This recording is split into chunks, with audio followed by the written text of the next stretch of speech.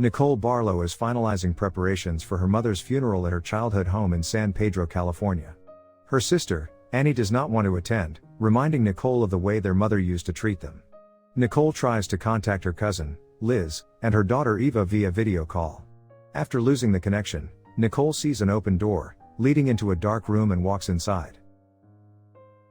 Annie arrives, having been informed that Nicole is missing, and finds Nicole's phone along with a photo.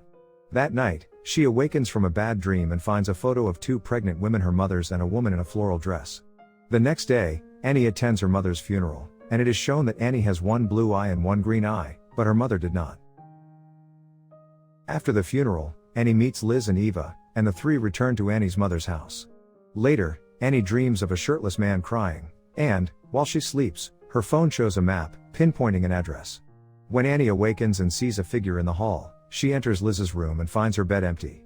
An unseen force tries to attack Annie, but she can escape the house with Eva. The police don't believe Annie's story, with one officer, Bill Creek, implying her guilt in the disappearances.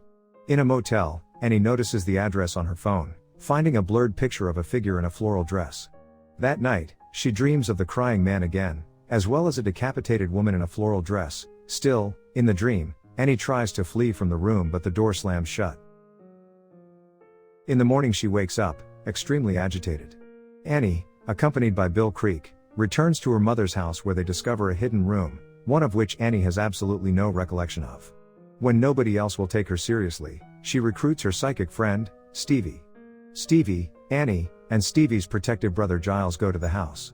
In the hidden room, Stevie has a hysterical fit, repeating the name Judas. They then see the corpse of a woman in a floral dress floating above them, and Annie realizes that it is not her mother haunting the house.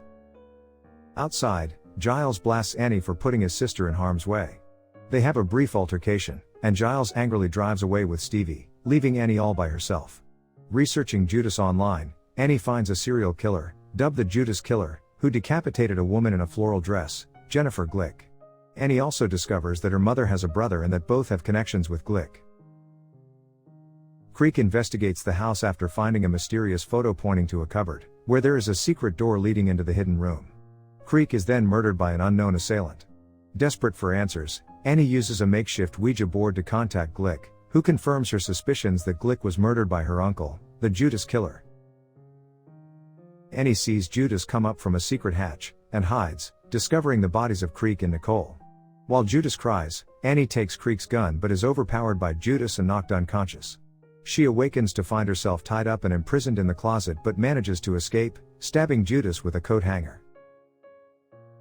Before Judas can kill her, Glick's spirit pulls her away, to Creek's gun. Annie shoots Judas, killing him, noting that he has heterochromia as well. In the aftermath, Annie is awarded custody of Eva. With Liz and Nicole dead, the house has been sold and is under renovation. In the final scene, Annie sleeps and we see in her dream that Judas' eye opens, and he looks around.